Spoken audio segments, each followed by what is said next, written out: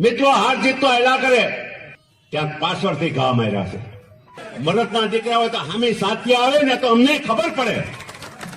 રૂપિયા લઈ ગયા છે મારી પાસેથી, મિત્રો રૂપિયા લઈ ગયા છે, માયકા એટલા રૂપિયા આપ્યા છે અને ગદ્દારી કરી છે એનું દુઃખ છે આજે.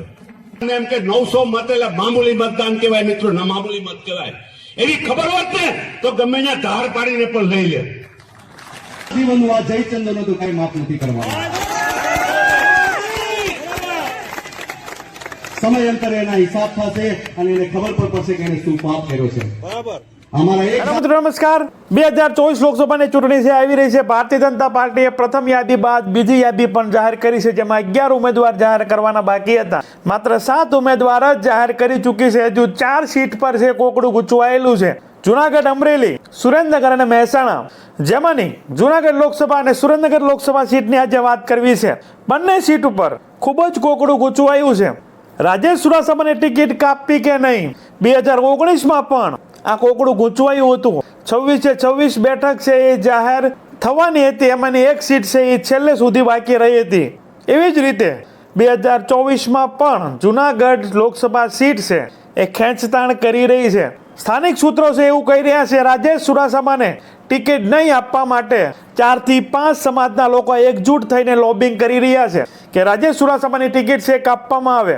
જ્યારે ડોક્ટર સગના કેસમાં છે એ સમાધાન થઈ ચૂક્યું છે એવા પણ સમાચાર મળી રહ્યા છે. તો રાજેશ ચુડાસમાને છે એક હાથેને 13 તૂટેરા. ડોક્ટર સગના કેસમાં છે સમાધાન થયું, ત્યાં છે સ્થાનિક 4 થી 5 સમાજ એકજૂટ થઈ એક સુરે છે અંદર ખાને રાજેશ ચુડાસમાને ટિકિટ નહીં આપવાની છે ઉગ્ર માંગ છે એ કરી રહી છે. અને એક સૂત્ર એવા પણ કહી રહ્યા છે કે જુનાગઢ સીટ પર આહિર વર્સિસ આહિરની લડાઈ પણ થઈ શકે છે. કોળી સમાજની ટિકિટ છે એ કપાઈ શકે છે. ખૂબ જ વિવાદ થઈ રહ્યો છે, ખૂબ જ કોકડું ગૂંચવાયેલું છે. જ્યારે એક બાજુ છે એક વર્ગ છે એ સંતોને ટિકિટની માંગણી કરી રહ્યો છે. હિન્દ ભારતી બાપુ, ઋષિ ભારતી બાપુનું બંનેનું નામ તો સરસામાં હતું જ, પરંતુ દિલ્હીમાંથી સાંસદ રહી ચૂકેલા મહેશગીરી બાપુએ પણ ટિકિટની લોબિંગ છે એ કરી રહ્યા છે એવા સમાચાર છે મળી રહ્યા છે. જ્યારે સુરેન્દ્રનગર લોકસભા સીટ પર મજબૂત ઉમેદવાર મળી રહ્યો નથી અને વચ્ચે સમાચાર એવા પણ આવ્યા છે કે ક્ષત્રિય સમાજને પણ ટિકિટ આપી શકે છે. એક વાત એવી પણ આવી રહી છે કે ઋત્વિજભાઈ મકવાણા જે કોંગ્રેસમાંથી છે તેને ભાજપમાં લઈ અને તેને છે ભારતીય જનતા પાર્ટી ટિકિટ આપી શકે છે. તો આજના વિડીયોમાં જુનાગઢ અને સુરેન્દ્રનગર લોકસભા સીટની છે વાત કરવી છે, ક્યાં કોકડું ગૂંચવાયું છે. તો અમારી ચેનલમાં ભારતમાં ગુજરાતમાં જે બી ઘટનાઓ ઘટતી હોય છે તેને સરળ ભાષામાં સમજાવતા હોઈએ છીએ. આવા ને આવા વિડીયો જોવા માટે અમારી ચેનલને તમે સબસ્ક્રાઇબ કરી શકો છો. બાજુનું બેલ આઇકન છે તેને ઓલ સિલેક્ટ કરો, જેથી કરી અમારો વિડીયો અપલોડ થાય તરત જ તમને નોટિફિકેશન મળી જાય. વિડીયોની શરૂઆત કરીએ. જુનાગઢ લોકસભાની સીટ 2019માં પણ 25 ઉમેદવાર જાહેર થઈ ગયા. જુનાગઢનું નામ છે એ સૌથી અંતમાં છે એ જાહેર કરે છે. રાજેશભાઈને રિપીટ કરવા કે ન કરવા, અંતે છે રાજેશ ચુડાસમાની ટિકિટ છે એ રિપીટ કરવામાં આવે છે.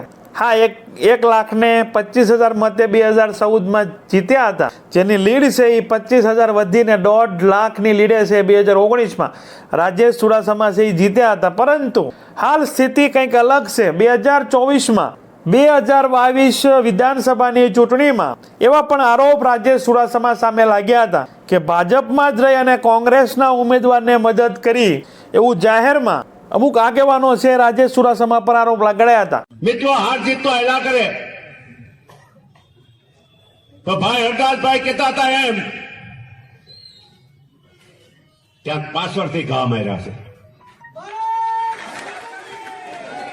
મરદના દીકરા હોય તો હામી સાથી આવે ને તો અમને ખબર પડે.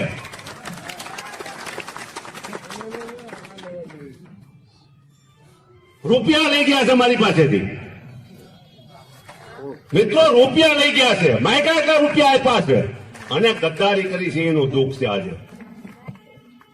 આ પરિવારે ક્યારેય ગદ્દારી નથી કરી. ગમે એવી પરિસ્થિતિ આવી છે. જયારે લોકસભાની ચૂંટણી 2019 આવી, મારા સમાજના દરેક આગેવાનો રાજેશભાઈની સામે હતા. આપ સૌને ખબર છે. એક આગેવાન રાજેશભાઈ ભેગો નતો. મને કોળીના ચોકમાં મિટિંગ કરવાની ના પાડી અને એ આગેવાને મેં ફોન ઉપર કર્યું તો કોઈ માયનો લાલ છે કે મારી મિટિંગ અટકાવ, મારી મિટિંગ કરવી છે. એ મિટિંગ કરી હતી ત્યાં, અને રાજેશભાઈ ને કારારિયા રાજપૂત સમાજના 80% મત અપાયા હતા. મિત્રો, આ એ પરિવારના સંસ્કાર માનસિંહભાઈ માં રેડ્યા છે. એટલે મારી વિનંતી છે, આવા ગદ્દાર લોકોને ક્યારેય માફ નહીં કરતા. અમને એમ કે 900 મત એટલે મામૂલી મતદાન કહેવાય. મિત્રો, ના મામૂલી મત કહેવાય. એવી ખબર હોત ને તો ગમે ત્યાં ધાર પાડીને પણ લઈ લે.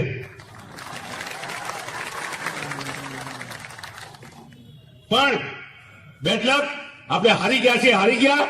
કે આ જીવનનું આ જયચંદ્રનું તો કઈ માફ નથી કરવાનું. સમયાંતરે એના હિસાબ થશે અને એને ખબર પણ પડશે કે એને શું પાપ કર્યો છે.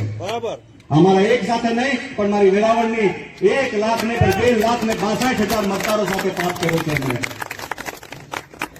એમને ક્યારેય માફ નહીં કરીએ, અને ભારતીય જનતા પાર્ટીનું પ્રદેશનું નેતૃત્વ પણ આ વખતે માફ કરવાના મૂડમાં નથી. એટલે કે ગીર સોમનાથની સીટ પર વિમલ ચુડાસમા જે કોળી સમાજમાંથી આવે છે, ભારતીય જનતા પાર્ટીમાંથી માનસિંહ પરમાર હતા, રાજપૂત સમાજમાંથી, અને આમ આદમી પાર્ટીમાંથી જગમલભાઈ વાળા હતા. એ વિધાનસભા સીટ પર ખૂબ જ ફાઇટ થાય છે, ખૂબ જ રચાકસી થાય છે. અંતે પરિણામ આવે છે માત્ર 900 ની આસપાસ મતથી વિમલ ચુડાસમા છે એ આ સીટ પર જીતે છે. બાદમાં એ સીટનો આરોપ પણ રાજેશ ચુડાસમા પર છે એ નામ લીધા વગર છે એ લગાવવામાં આવ્યો હતો કે ભારતીય જનતા પાર્ટીના સાંસદ રહેવા છતાં સામેના પક્ષના ઉમેદવારોને છે એ મદદ કરી. તો હાલ સ્થાનિક લેવલે જે ચર્ચા થઈ રહી છે, સૂત્રો દ્વારા જે માહિતી મળી રહી છે કે 4 થી 5 સમાજ છે રાજેશભાઈ ચુડાસમાને ટિકિટ ન આપે, રિપીટ ન કરે એ માટે છે લોબિંગ ચલાવી રહ્યા છે. એક મુસીબતમાંથી રાજેશ ચુડાસમાને રાહત મળે છે, ત્યાં બીજી મુસીબત છે એ સામે આવે છે. ડોક્ટર સગના કેસમાં છે એ ખૂબ જ સમાચાર છે એ જગ્યા હતા કે ડોક્ટર સગના કેસમાં એનું નામ હતું, એના કારણે રાજેશ ચુડાસમાની ટિકિટ છે એ કપાઈ શકે છે. તો હાલ જે સમાચાર મળી રહ્યા છે કે ડોક્ટર સગના કેસમાં જે કે રાજેશ ચુડાસમાને તેના પિતાનું નામ હતું, તે વાતની સમાધાન છે 2 થી 3 દિવસ પહેલા છે થઈ ચૂક્યું છે. તો એ સમાધાન થયું. બીજા પડકારો છે રાજેશ ચુડાસમાની સામે છે આવી રહ્યા છે. હાલ કંઈક એવા સમાચાર પણ મળી રહ્યા છે કે ભારતીય જનતા પાર્ટીમાંથી છે રાજેશ ચુડાસમાની ટિકિટ કાપી અને અમરીશ ડેરને પણ ત્યાં લડાવવામાં આવે. કેમ કે હીરાભાઈ સોલંકીને રાજુલા છોડીને ભાવનગર લોકસભાની સીટ પર લડાવવાના હતા, પરંતુ પરસોત્તમભાઈ સોલંકીને હીરાભાઈ સોલંકી એ વાત પર છે એ સહમતિ ન થઈ, જેના કારણે છે રાજુલા બેઠક હીરાભાઈ ખાલી ન કરી, હીરાભાઈને ભાવનગર લોકસભા સીટ પર ટિકિટ ન આપી. અને કદાચ અમરીશભાઈ ડેરને છે એવી કમિટમેન્ટ કરવામાં આવી હોય કે રાજુલા સીટ પરથી તમને ટિકિટ આપવામાં આવશે, હીરાભાઈને ભાવનગર મોકલવામાં આવશે, પરંતુ એ વાત ન બની. એ માટે ભારતીય જનતા પાર્ટીમાંથી છે અમરીશ ડેરની પણ વાત જુનાગઢમાં ચાલી રહી છે, અને જુનાગઢ વિસ્તારમાં આહિર સમાજના મતો પણ ખૂબ છે. પરંતુ એ પહેલા ભારતીય જનતા પાર્ટી છે કોંગ્રેસના ઉમેદવારની રાહે છે કે કોંગ્રેસ પાર્ટી છે હીરાભાઈ જોટવાને ટિકિટ આપી દે. એ પણ આહિર સમાજમાંથી આવે છે, એનું નામ ખૂબ ચાલી રહ્યું છે. ટેલિફોનિક વાત તેની સાથે મીડિયા સાથે થઈ છે, તેમાં એ હજુ કહી રહ્યા છે કે મારું નામ સરસામાં છે, હજુ મને કોલ આવ્યો નથી કે તમારી ટિકિટ કન્ફર્મ છે. જો હીરાભાઈ જોટવાનું છે નામ કન્ફર્મ થાય છે તો ભારતીય જનતા પાર્ટીને છે કોંગ્રેસમાંથી કોળી સમાજના ઉમેદવાર છે એ નહીં આવવાનું કન્ફર્મ થઈ જશે કે પુંજાભાઈ વંશ કે વિમલ ચુડાસમા બંનેમાંથી કોઈને ટિકિટ નથી આપતા, હીરાભાઈ જોટવાને ટિકિટ આપે છે. તો હવે આપણે અમરીશભાઈ ડેરને અહીંથી ઉતારવા હોય તો ઉતારી શકો છો, નહીતર છે કોળી સમાજનો ચહેરો છે ઉતારવો પડશે. તો રાજેશ ચુડાસમા સિવાય કોઈ મજબૂત ઉમેદવાર જણાતો નથી. હા, પરસોત્તમભાઈ સોલંકીની દીકરી દીપુબેન બાંભણિયા છે એ રાજેશભાઈ ચુડાસમા જેટલી છે લીડ લાવી શકે છે, કેમ કે પરસોત્તમભાઈ સોલંકીનું પૂરા ગુજરાતમાં છે ખૂબ મોટું નામ છે, અને ઉના વિસ્તારમાં દીપુબેન બાંભણિયાનું ખૂબ સારું કામ છે. જોવાનું રહેશે આ જુનાગઢ લોકસભા સીટ પર ભારતીય જનતા પાર્ટી છે કોળી સમાજની ટિકિટ કાપીને આહિર સમાજને આપે છે કે પછી રાજેશભાઈને કાપે છે, આહિર સમાજને પણ નથી આપતા, અને મહિલા ઉમેદવાર દીપુબેન બાંભણિયાને છે ટિકિટ આપી દે છે કે દરેક વિવાદનો અંત કોળી સમાજના દીપુબેન છે જે કોઈ વિવાદમાં નથી, મહિલા ઉમેદવાર પણ છે.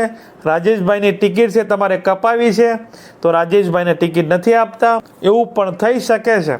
જ્યારે હજુ ભારતીય જનતા પાર્ટી છે પુંજાભાઈ વંશને છે એ ભાજપમાં લેવાનો પ્રયત્ન છે એ કરી રહી છે. જો પુંજાભાઈ વંશ ભાજપમાં આવે છે તેને પણ ટિકિટ આપી શકે છે. આપણે અગાઉ પણ જણાવ્યું છે કે પુંજાભાઈ વંશનું ફેક્ટર પણ ચાલી રહ્યું છે. દીપુબેન બાંભણિયાની પણ ટિકિટની ચર્ચા થઈ રહી છે.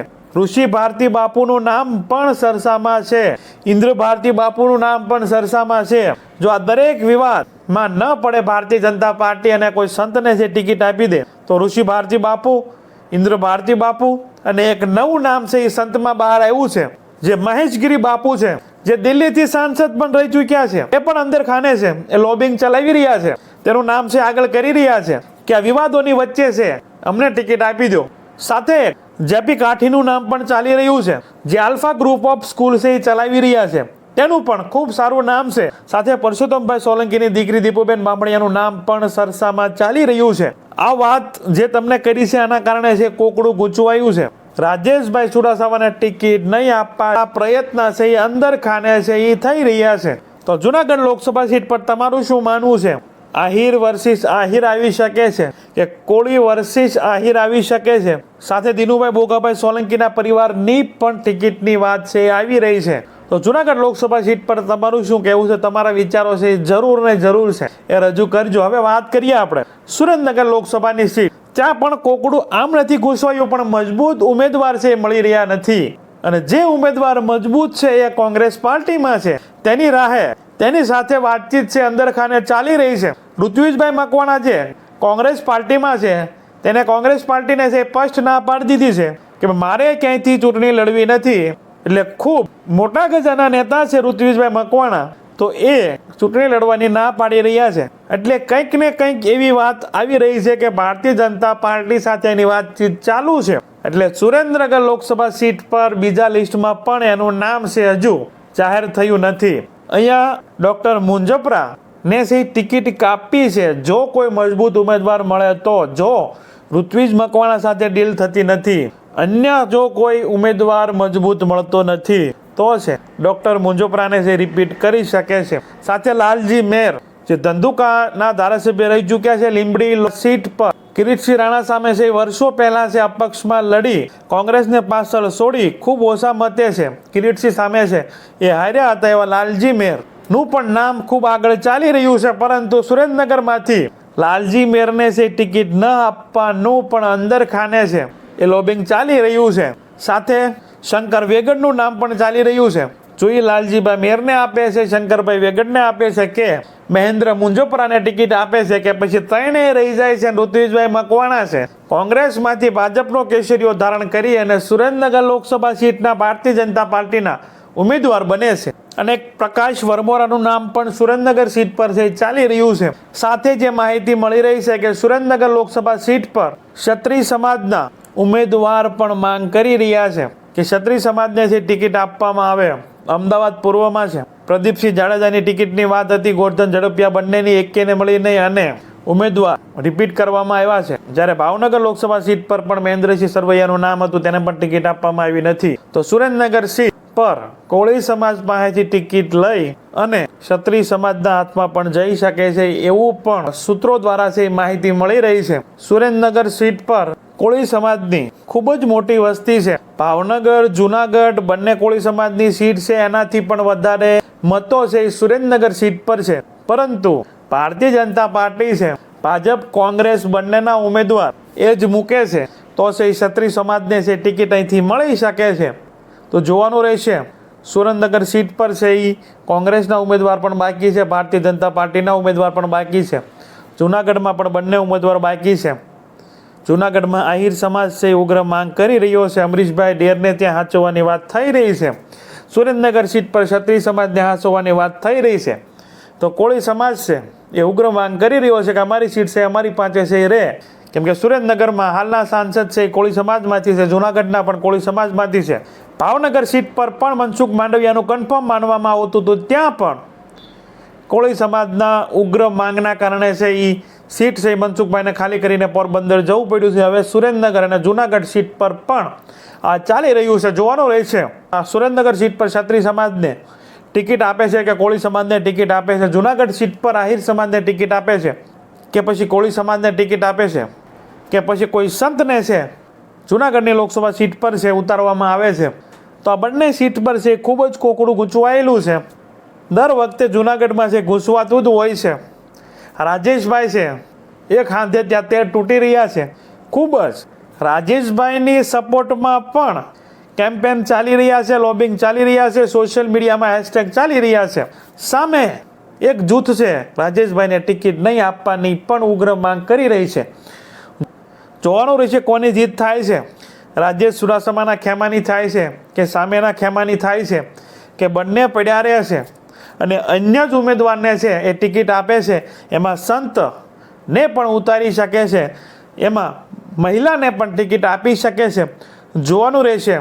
સુરેન્દ્રનગર લોકસભા સીટ પર અને જૂનાગઢ લોકસભા સીટ પર તમારું શું કહેવું છે, તમારા વિચારો છે એ જરૂર ને જરૂર કમેન્ટ બોક્સમાં છે રજૂ કરજો. અમારી ચેનલમાં ભારતમાં અને ગુજરાતમાં જેવી ઘટનાઓ ઘટતી હોય છે તેને સરળ ભાષામાં સમજાવતા હોઈએ છીએ.